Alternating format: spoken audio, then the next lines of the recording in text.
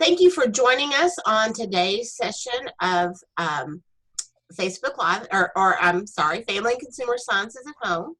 Our presenters today are Dr. Heather Norman Bergdorf and Dr. Courtney Luking, and their topic is stress eating, managing stress eating. And so I'm going to turn it over to who's first? I don't even know that. That would be me. Okay, so Heather, it's all you. Okay, perfect. And Courtney, are you going to go ahead and pull up those slides for us? Yes, Mindy, if you'll let me share, then I will share the slides. Perfect.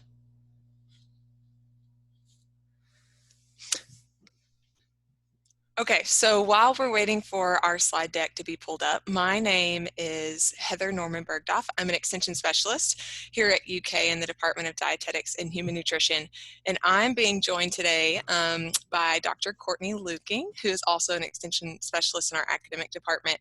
And we are talking about something we think a lot of you all may be experiencing or just have some general interest in. We figured it would be a pretty popular topic, just considering the circumstances and how we're at home and we're dealing with some, unprecedented stressors that we've never had before. And so we just thought that talking about stress eating and how to manage it may be something that you guys would be interested in. I feel like I'm always in the kitchen these days just because I'm having to prepare more meals at home than I used to. I'm having to feed little humans.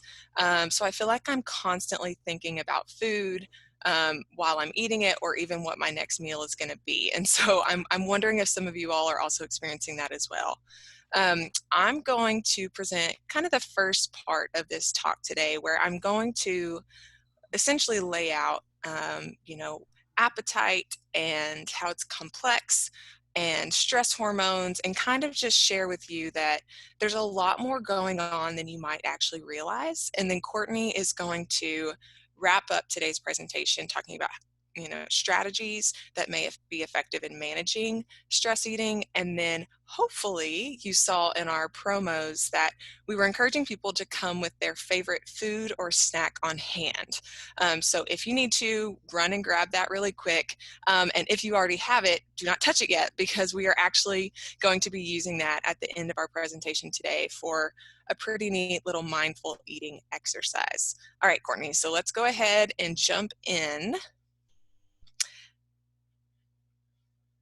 Perfect. Okay, so I'm assuming a lot of you have seen these memes and these pictures kind of all over the internet and social media, kind of making light of the current situation where we're all we want to do is eat, right? So my favorite of these is actually Snacksident. So that's where you're accidentally eating an entire bag or box of something by mistake. I actually used that word this morning as I was talking to my husband. I need to practice social distancing from the refrigerator. Yes, I'm guilty. And then I like the one on the right where it's essentially a pep talk to yourself. You're not hungry, you're just bored. You're not hungry, you're just bored. Not that I'm bored running around with a toddler, but I do have to remind myself, you're not hungry. It's okay, Heather, you don't eat, you're fine. So I feel like a lot of us can relate to these, or we've already seen these out there. And they are funny, but we understand that this is a real thing that people are dealing with.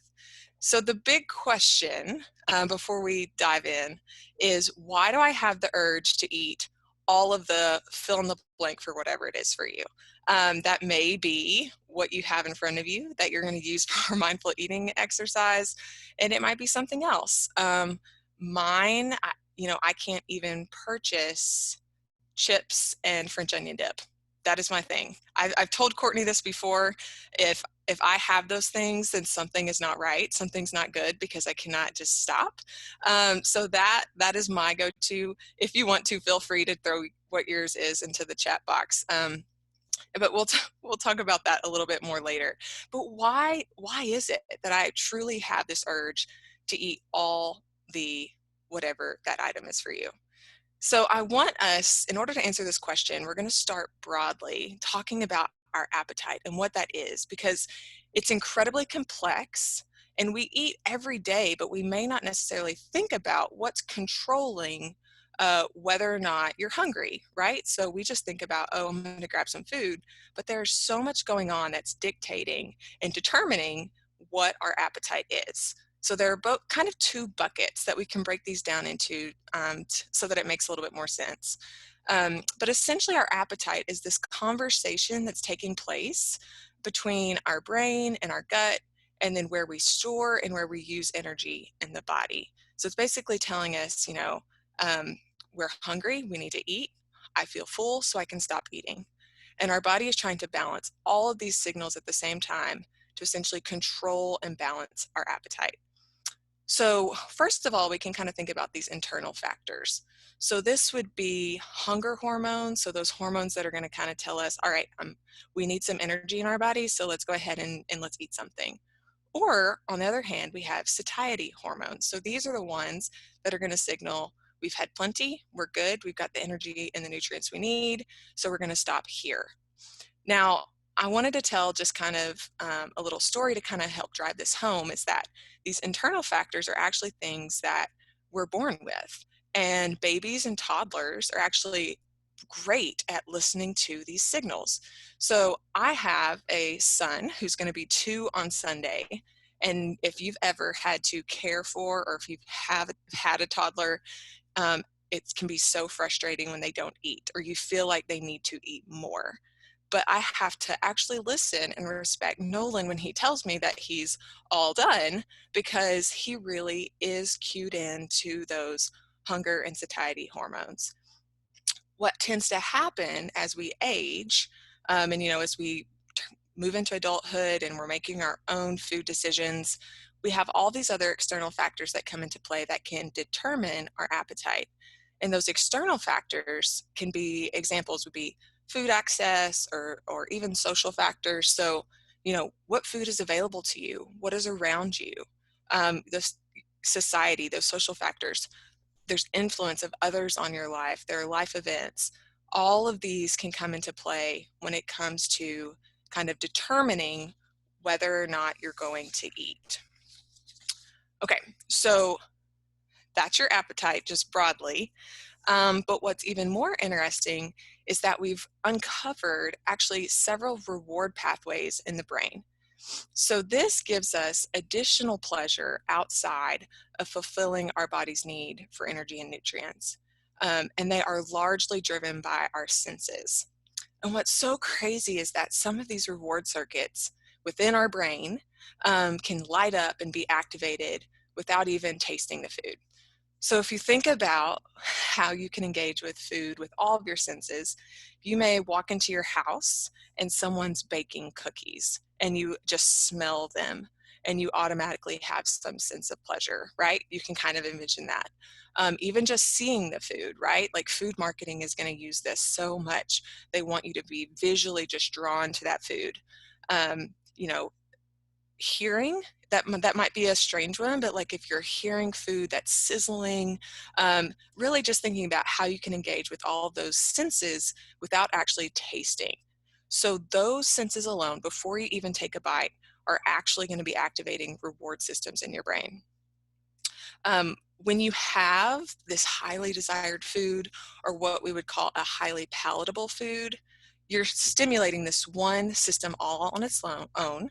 And then when you actually taste the food, you are going to stimulate another entirely different reward system. So it's kind of crazy that just engaging these senses is in itself lighting up pathways in our brain. What tends to light up these pathways the most are what we call these highly palatable foods. So when I use that phrase of highly palatable, I'm really talking about foods that are high in sugar and fat. And what's interesting is that this is essentially something that has evolved in humans, because these are the types of foods that are going to provide our body energy the quickest, or they're consumed in a form that can quickly be turned into energy, which our body might need at that time. Now, once we light up these reward systems kind of over and over repeatedly, we start to see that it's going to override that regular appetite control that we talked about on the previous slide. So that's where we might need to be a little bit more careful. Okay, so how does stress play a role in all of this? So let's define what stress eating is first. So we can consider stress eating to be a form of emotional eating. So this is when we tend to eat in response to a feeling or an emotion rather than those actual hunger cues, those internal signals that you may have when we're thinking about our appetite. So, you're trying to manage or suppress negative emotions through eating. And those negative emotions, they could be a whole host or range of things, everything from anger, fear, boredom, sadness, loneliness. And in this case, we're talking about stress. We may also see that we turn to eating as just a simple form of distraction, whether that's mentally or physically, from some stressor that we may have. Now, the foods our body craves during these times, again, are those highly palatable and high calorie foods. So those high sugar and those high fat foods, because it does in fact provide a temporary sense of relief. So those food cravings, those highly palatable foods, can actually ease the negative emotions in your body due to some different chemical signaling that takes place. And so this is kind of where it gets the name of being a comfort food, because it truly does, for a very short period of time, provide some comfort in result to these negative emotions you may be feeling. But what tends to happen is that we see this kind of vicious cycle that happens. So, you create this cycle, you have this emotion, so you're really stressed. And so then you may turn to eating, like, okay, because we are experiencing that stress eating, that emotional eating. And then you might have another negative emotion. And in this case, it may be guilt, right? So that's a negative emotion. And as a result of the guilt or that negative emotion, it may lead you to eat again. And so I want to emphasize that there's nothing wrong with you. Everyone is guilty of this. This is a natural physiological thing that's happening, because it really is being driven by these chemicals in the body, or these stress hormones. And the main culprit, I'll call it, is cortisol. Now, cortisol is not in itself is not a bad guy, okay, because there are important functions for it throughout the body. But what tends to happen when we are under stress for long periods of time, because cortisol is released in response to in in response to stress, but when it stays high for too long is when we start to see these negative impacts on the body. So that's where we start to see that cortisol disrupts our appetite. So we're no longer able to really listen to those cues within the body. So we're going to see an increase in appetite. We're going to see an increase in our heart rate, our blood pressure, and our blood sugar. And it's also been shown that high levels of cortisol over time are linked to less sleep, less exercise, and ultimately weight gain. So that's kind of where it gets this idea that cortisol is a bad guy. Okay, so let's put all of this together quickly, what I have shared so far, before Courtney takes over. So answering the question again, why do I have the urge to eat all of the, in my case, chips and French onion dip? Okay, remember those stress hormones like cortisol disrupt our appetite control, right? So they're going to increase our appetite and cause us to desire those highly palatable foods. So those foods that are high in sugar and fat. We can't listen as clearly when we are full, and so we're going to see that increase in our appetite. Those foods we tend to crave the most are going to light up that reward system, which is going to just leave us wanting more. And then what we see together is that during times of chronic stress, we're going to see ourselves overeating, even when we don't find ourselves that hungry.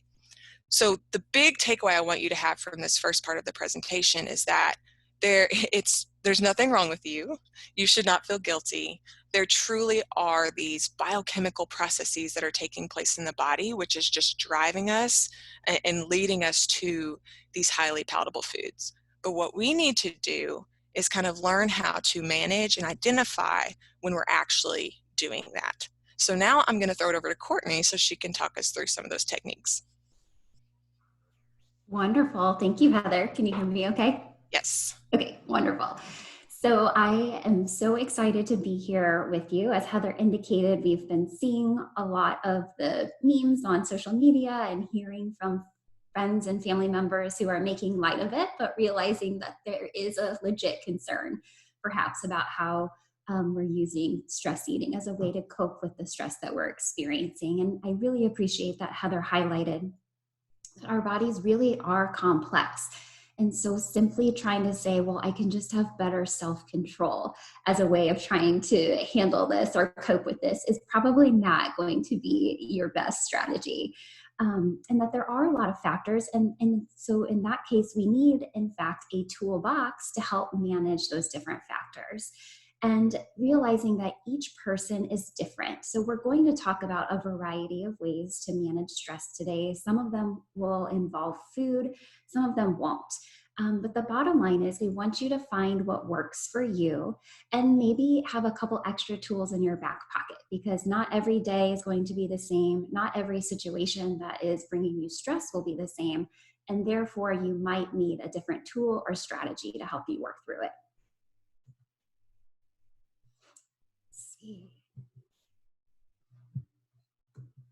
All right. So I kind of think about this as three main tools for stress eating, managing stress eating. One is to gain awareness. The second is to try something else before eating. And then finally, realizing that sometimes we just feel the need to eat. And so we're going to talk about how you can modify your approach and truly experience whatever food that is that you want to experience. I wanted to start with talking about gaining awareness, because sometimes we joke about stress eating, yes, but in order to really try to do something different, we need to have a pretty good grasp on what is going on. And so I would recommend keeping a journal that notes the following information. This journal can be written. If you like a good old-fashioned piece of paper, you could literally use the back of an envelope or an old napkin or paper towel. But you could also do it digitally. So there are apps that can help you track what you eat. You could use a notes section on your phone. You could take pictures, whatever is going to make this easier for you. We oftentimes call this self-monitoring. And self-monitoring, this is in the behavior change world, but it's a really effective strategy to help people make changes.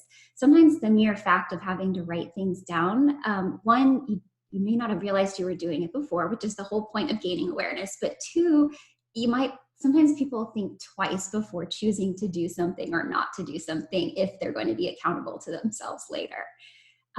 So with the self-monitoring, you can do it for a couple of days, you could do it for a week. The idea here is to give yourself some information so you can start to try to see, is there a pattern to what is going on? And so some of the things to help you try to identify these patterns would be to answer the following questions each time that you eat or drink something.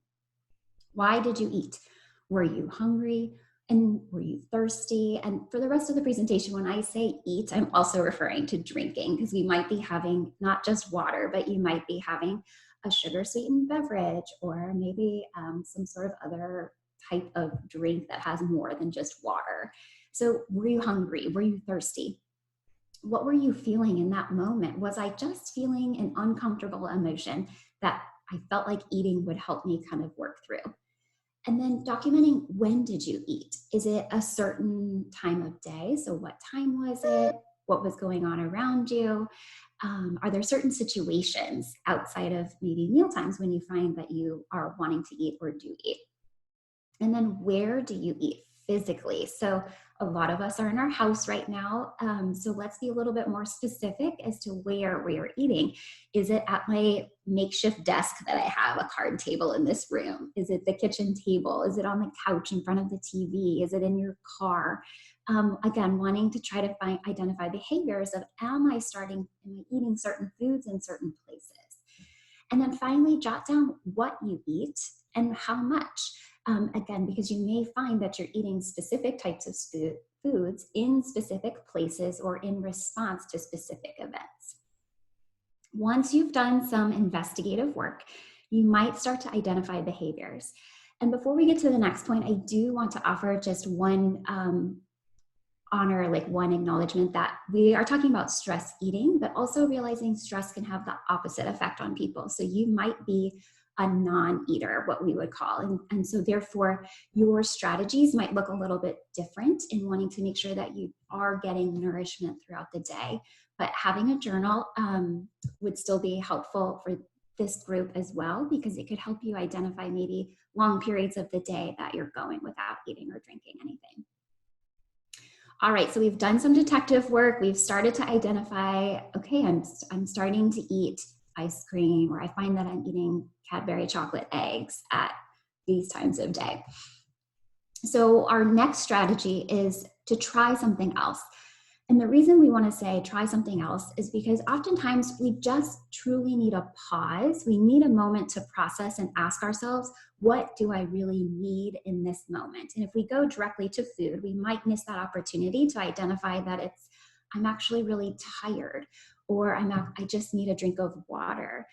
So my poll question for you, and I'm going to pause for a second, is I want to find out who or what, other than food, brings you comfort, joy, or distraction. So take a second, share your answers in the chat, and we'll have Sally report out for us.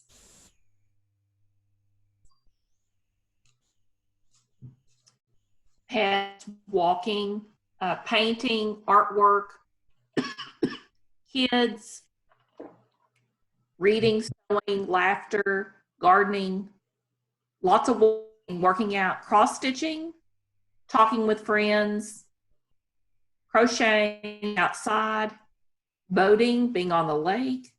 I need better friends. I need a person with a boat. Music, reading, walking, great big hugs, puzzles, playing games, crafts. Lots of reading, lots of walking. Horses, that's great. Yoga.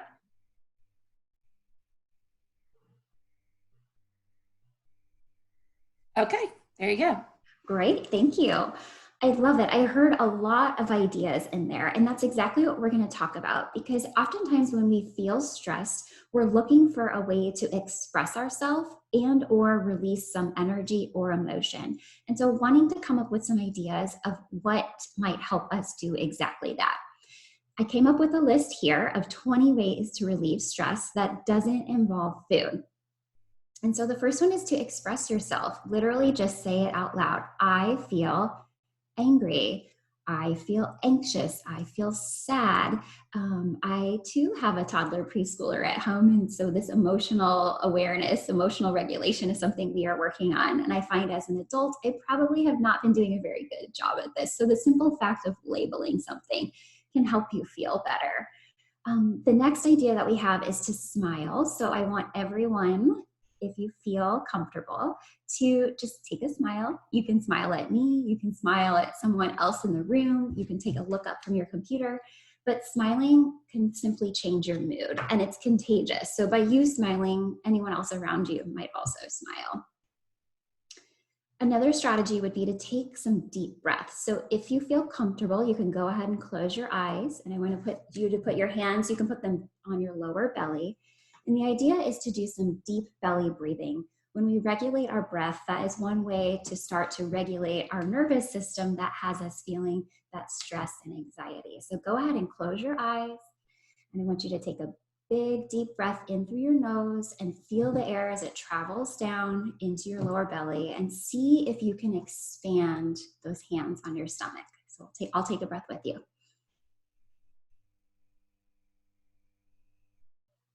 And when you're ready, you can slowly release out through your mouth. And we'll do it one more time because it just feels really good. So take another deep breath in. And maybe you can count to the count of 4. And then see if you can exhale for maybe a count of 6 or 7.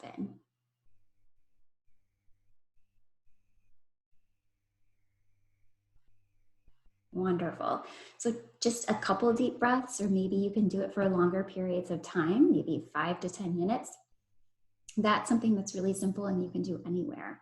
I heard several of you mention phoning a friend or phoning a family member, or ways that you can get creative. So singing, drawing, painting, dancing, sewing. These are all ways that we can express ourselves. Another thing is to write a thank you note. And this can be really great. It can be as a surprise. You can send it to someone else. And when I say write, it can be handwritten, it can be an email, it can be a text, anything to let someone know that you're thinking about them. And it will not only have them feel better or feel good about themselves, but it can also improve your mood. I heard this from a lot of people, but get outside. Or if you can't get outside, at least get a change of scenery. Go to a different space in your home. Oftentimes, I know this has helped me a lot as I'm working from home, and I just start to feel these feelings of insanity. And so getting up and going to a different room, but especially trying to get outside, the fresh air, nature, there's a really good evidence base that simply being outside, walking or sitting there can help improve your mood and lower your stress levels. Get moving in any way, shape, or form. So you can walk, you can run. We heard people do yoga. If you're into online workout classes right now, anything that makes you feel good and brings you joy in moving your body. Maybe you want to get fancy, put on your favorite outfit. We did that last Saturday. We all got dressed up, and it can just improve your mood. Or laugh, reach out to someone or look for something funny online. I know I literally laughed out loud at that meme Heather shared that was called Snacksident. So, but laugh, because that can relieve stress. I know the past couple of weeks, I've sometimes gotten to the end of the day and I'm like, have I laughed today? And then we find something to laugh about and it improves our mood. Clutter can be stressful to people. So try to make a pile to donate or ditch. Maybe you're just tired and you need to take a nap. You could do a hobby or learn a new one. You could read, you could journal. As part of that journaling, you could write 3 things you are grateful for. So in this moment, I want you to just pause and think of one thing that you're grateful for.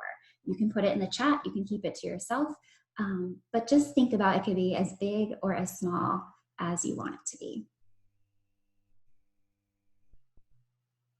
Finally, you could light a candle, and then we're going to talk about engaging your senses or do a good deed for someone. Again, kind of like the thank you note, it can improve your mood. So as you're looking at this list, I want you to either write down or text yourself a note or mentally note 3 of these ideas that are different or new, but also realistic as to what you might be able to do to try to relieve stress or anxiety in those moments that you start to feel it.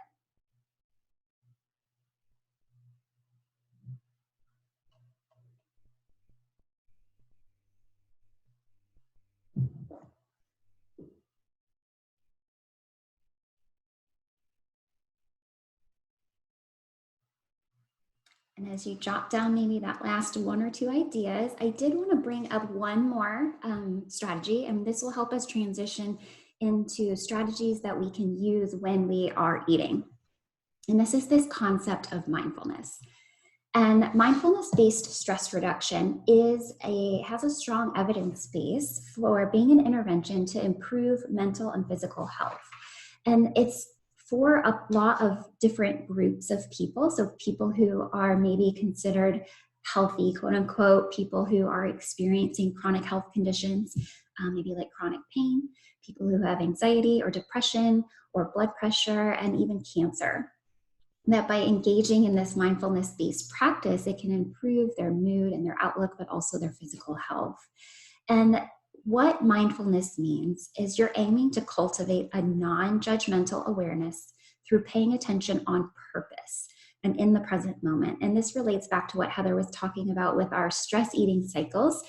We might find certain emotions or energy driving us to make food choices, and then we feel better for a short moment, but then that might bring on new feelings or stronger feelings that then can become a cycle. And so mindfulness is really a way to try to put that on pause, to kind of stop the cycle and really be non-judgmental, but aware of what's going on.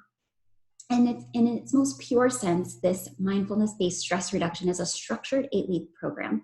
It incorporates meditations, like body scans, so starting at one part of your body and really just being aware of any experiences that you're having, pleasant or unpleasant.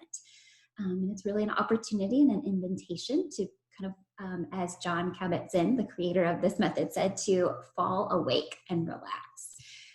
Another opportunity is so that's body awareness, but then loving kindness and self-acceptance meditation. So these can strengthen feelings of kindness and connection. And I know in a world where we're physically distant, and that might make us therefore feel more socially distant, this could be a really great one because you're putting positive thoughts out into the world for people that you love, people that you don't know, but then also receiving that love and kindness in return.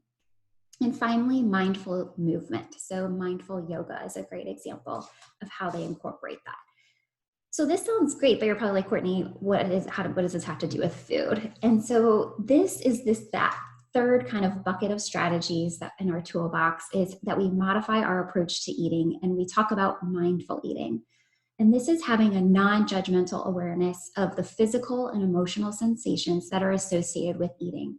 As Heather mentioned, as we age, we really start to tune out with a lot of our physical sensations and rely on those external factors that are cueing us to eat.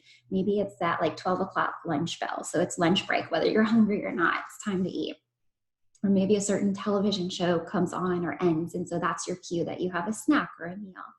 And so through this mindful eating approach, we are really wanting to be present and aware of those internal and external cues, and we truly remaining non-judgmental.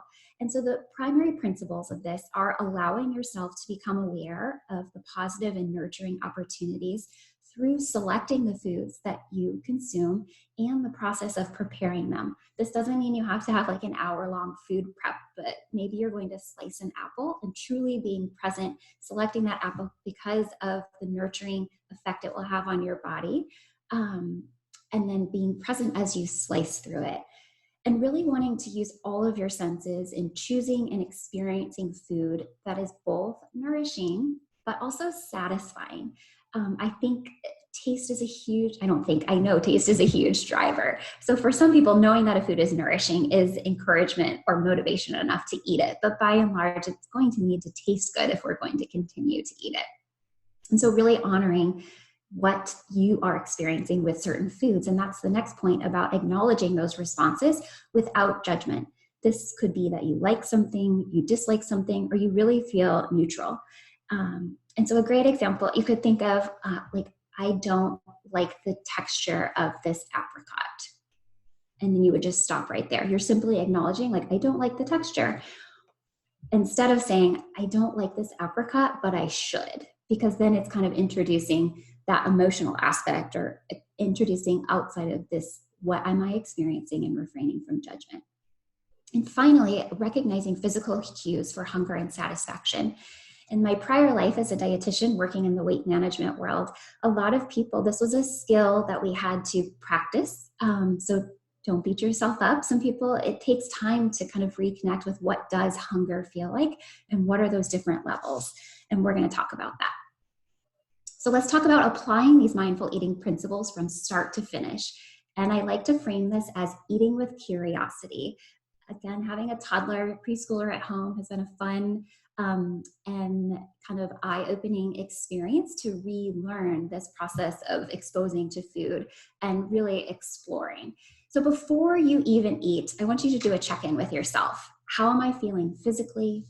How am I feeling emotionally? And what does my mind or body need? And I chose this, it's supposed to be a gas gauge in case you can't tell. But I like to think of a gas tank. A lot of adults are familiar with that. If you're not familiar with kind of the empty to the full concept, think about a scale of 1 to 10. Empty, or a number 1, would mean you are ravenous and starving. And it's really hard to make sound decisions when you are this hungry. So that is a level of hunger that we want to avoid. On the opposite end, we have our full, or a 10. And while this might be good for our car, it's not necessarily good for our bellies. This would be that Thanksgiving full when you are just super uncomfortable. You might even need to unbutton your pants a little bit. We also want to avoid that. That 50% mark, your tank's half full or you're a 5, that would mean that you're not necessarily full, but you're also not hungry. So that's kind of like a neutral point. And then there's kind of this idea of aiming for no more than 80% full. So you're comfortable, but you're not full. So if you can really start to get a sense of how hungry am I, or am I hungry before I get started, that will give you a baseline. Also recognizing how am I feeling emotionally, and is it really this food I need, or is it something else that I might need to express? Then after you've checked in with yourself and you're like, yes, I am ready and I need to eat, I want you to set the stage. This sounds like a production. It doesn't have to be. This can all start to happen very quickly once you get the hang of it. But the first is to eliminate distractions. So we want to get rid of those screens, turn off the TV, put down your phone, maybe even put down books or anything else that might distract you. And as we do our activity in just a few minutes, you'll see why. We also want you to start with smaller portions. So instead of having the bag of peanut butter stuffed pretzels, for example, and just sticking your hand and grabbing it out of there, put it in a bowl or put it on a plate. Our mind and our body can better process when we can see what we're eating.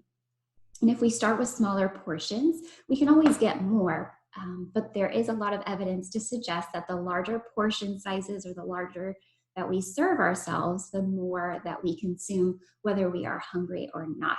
And again, it's because our visual cues are overriding our internal cues of if we're hungry or if we're full. And finally, we want to think about expressing gratitude for what you are about to eat. This could be a blessing or a prayer. It could be to yourself silently. It could be something that you share out loud. And think about, it could be for the food that you're about to eat, or it could be for someone or something bigger than you. And so a great example is to think about, I am grateful for the earth for providing this food. I'm grateful for the farmers who were able to grow it and the hands that picked it. And you can even kind of continue down the line to the clerks at the grocery store who are stocking those shelves and ensuring that I have something to eat. And again, that just gives you a pause and it connects that food to something larger than just you. All right, so we've set the stage and now we are going to eat and we're going to engage our senses. We didn't choose this image the same on purpose, but I'm glad we did. Is because you really want to try to use all of those 5 senses in eating. And the first point is to slow down and give yourself that opportunity to savor it. One of the funniest quotes I saw online when I was prepping for this was like, slow down, the food isn't going anywhere. It's not going to get off your plate and run away. So you can rest assured that it will still be there, whether you take your time or not. Then you want to chew thoroughly and put your fork down between bites. That'll help you slow down and avoid kind of this just plate to mouth motion. And then just think about this mantra: describe the taste, describe the texture, describe the feel. And if anyone has young children in their life, this is also a great way to help kids learn how to eat mindfully, but also learn about the foods that they're eating. So describe the taste. Is it sweet? Is it salty? Is it savory? Is it bitter? Is it sour? And then describing the texture. It could be the texture in your hand or the texture when it's in your mouth. Is it soft? Is it hard? Is it crunchy? Kind of gets into the feel. What does it feel like in your mouth? You could also talk about the colors or the shapes, what it looks like. So really a way to like soak in all of what is in front of you. And then as you continue to eat, check in with yourself using that gas gauge. Kind of how am I feeling now? How does my belly feel? That's a great question for kids. How does your belly feel? And then also asking yourself, is this satisfying? Because if it's not satisfying you, then you could put it down. It takes practice. Not saying it's easy, but getting out of the habit of putting it down and walking away and finding something else that is more satisfying. All right, so let's do a mindful eating activity. I want you to go grab, if you haven't already, your favorite or go-to comfort food. And just to give people a quick short minute, if you would like to share what your comfort food is, you can go ahead and type that in the chat.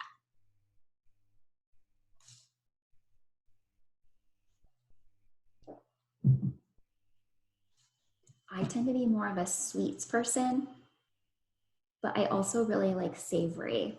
So you can give me ice cream or you can give me like salmon and mashed potatoes. I know that's really weird.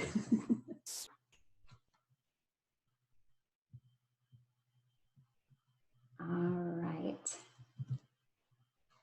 So to walk you through a mindful eating experience, we're going to use the famous raisin meditation, but you by no means have to use a raisin. And this came from Jon Kabat-Zinn, who again was the creator of that mindfulness-based stress reduction approach. And so to get us started, I would like you to get the food in front of you and just hold it.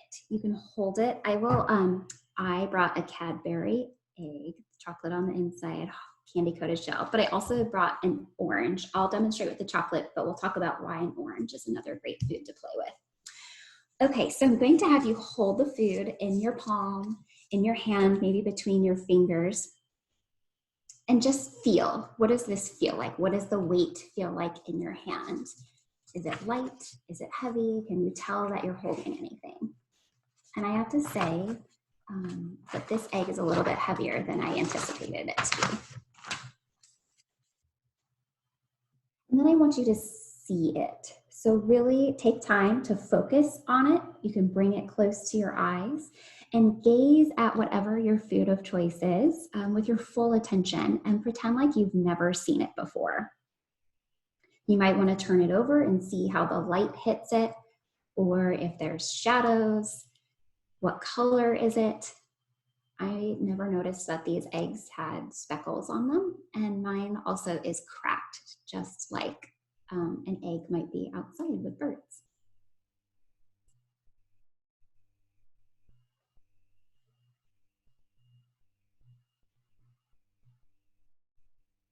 And after you've had a second, a few moments to really kind of look it over and see, then we really want to engage that sense of touch. And so turning it over in between your fingers, if this is ice cream, this is probably not like a super clean activity. I was just thinking that, or if like macaroni and cheese or something is your comfort food, but you can put it on a fork and kind of play with it that way as well. So I want you to explore the feel. You can also close your eyes. By closing your eyes, you can really engage that sense of touch even more. And so for me, as I close my eyes and I pinch this chocolate egg, it's very hard. I feel very hard. And so give yourself a moment to really touch and feel, what does this look like? It's very smooth. This egg is smooth. And I feel like it's starting to melt in my hand a little bit. I don't like that feeling. And so I can just recognize that without judgment. I don't like the feeling of this melting in my hand. And once you feel like you've really touched and explored that sense, let's go ahead and smell. So if you want to bring whatever your comfort food is to your nose, you can take a deep smell. Okay, I smell chocolate now. It reminds me of that Frozen movie where they say, chocolate. So take a nice deep smell. With each inhale, really take in the aroma or the fragrance. And as you do this, notice what's happening in your mouth or in your stomach. So I can tell you that I am salivating now. Is anyone else experiencing that?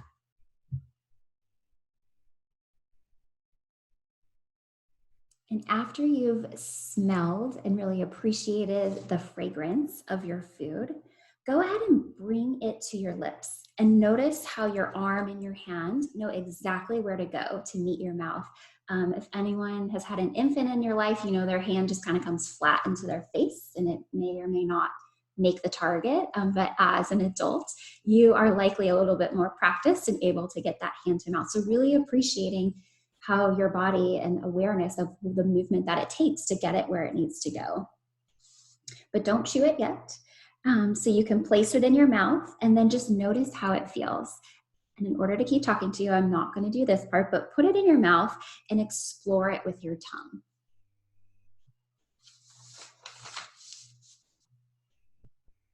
I have to imagine if I was rolling this around in my mouth, I would hear the clank of it against my teeth, and that I could probably start to detect some taste, and I would start to be salivating anymore or more. And so our next step is to really taste then. So after you've rolled it around in your tongue and you've got a sense of the texture and you're starting to get a little bit of a taste, go ahead and take a bite or chew. And then notice what happens next. What do you feel? Maybe it's something crunchy or hard. What do you hear? And what do you taste? And as you chew again, and as you chew again, does it change? And so as you keep chewing, notice where the food needs to go in your mouth. Or do you chew more on your left or on your right? Are you in the front or are you in the back? And before you're ready to swallow, notice the taste and texture again, and how has it changed?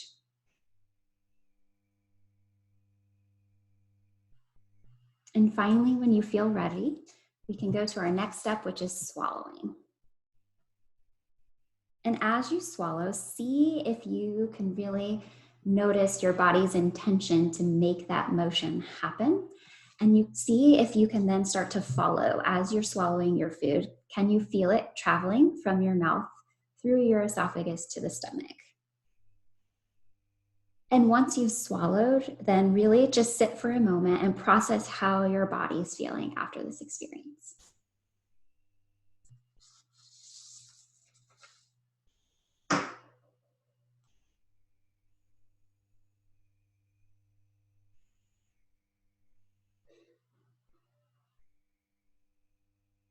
Okay, well, I hope you enjoyed this mindful eating activity.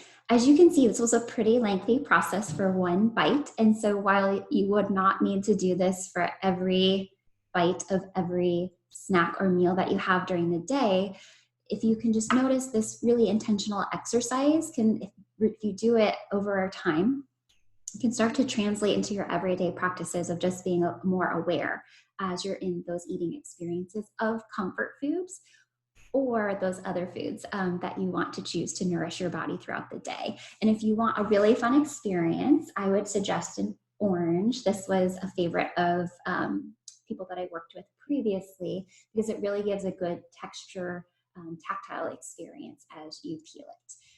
And so that concludes our toolbox of strategies for having more mindful eating experiences during these periods of stress and working through stress eating. And I will like to turn it back to Mindy.